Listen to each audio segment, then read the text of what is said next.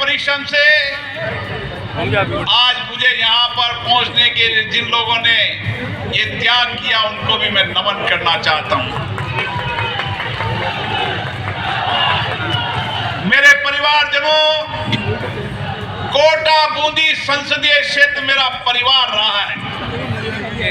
जब से मैं चुनाव लड़ा हूं 2003 से, जिस तरीके से एक बेटे और भाई के रूप में आशीर्वाद दिया है, यही है मेरी ताकत है, यही मेरी प्रेरणा है।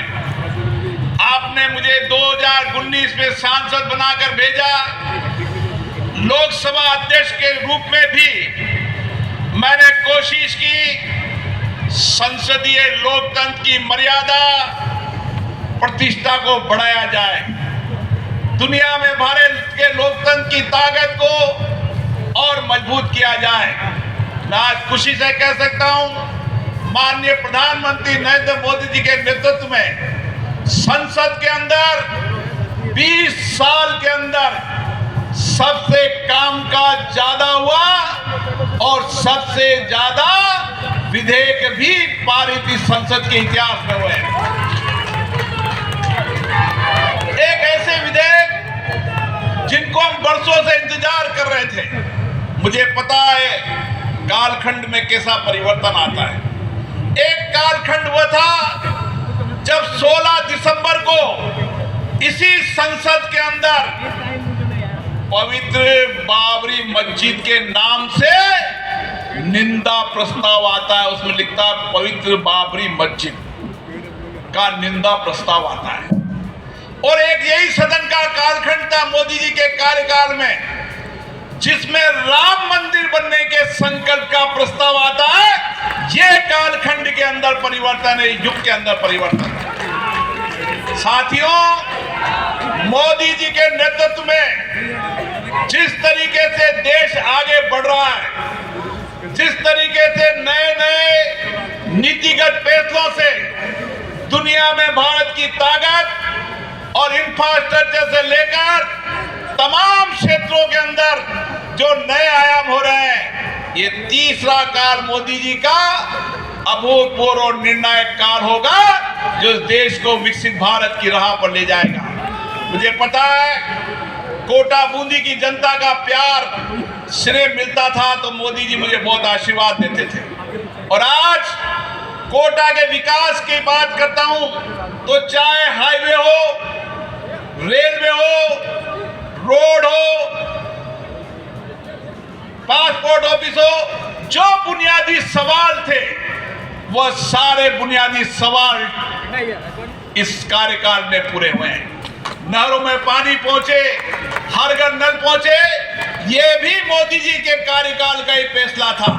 साथियों, एयरपोर्ट का सवाल हमेशा रहता है और मैं मोदी जी को धन्यवाद देता हूं। पिछली आम सभा के अंदर उन्होंने कहा था कि मुझे अध्यक्ष जी ने एयरपोर्ट की बहुत चर्चा की है।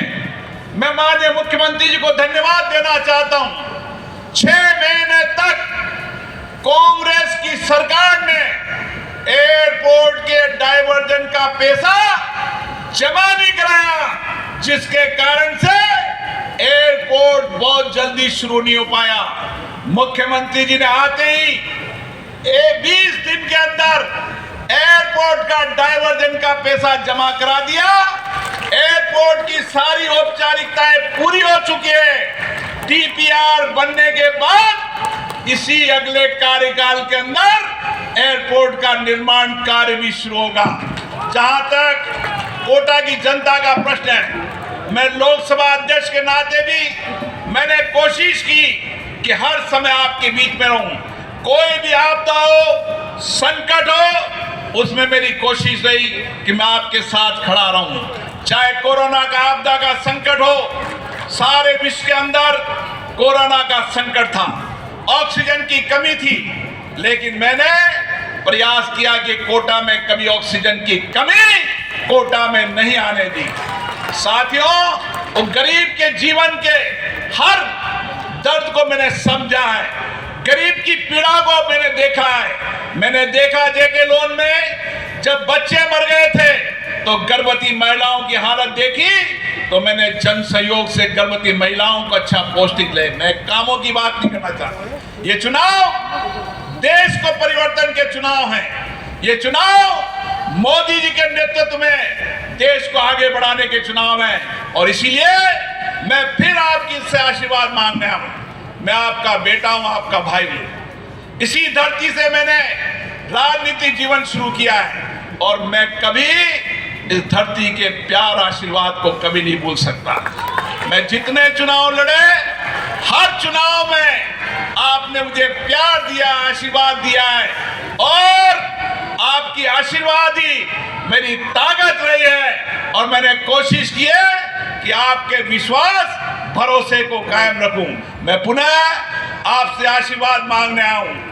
आप सब लोग आज बड़ी तादाद में मुझे नामांकन पर आशीर्वाद देने आए हैं और 26 तारीख को पूरी ताकत से मतदान देकर हम नरेंद्र मोदी जी को तीसरे कार्यकाल में 400 से पार अधिक सीटें देकर लोकतंत्र में नए इतिहास रखेंगे। आप सभी को बहुत बहुत प्रणाम, धन्यवाद।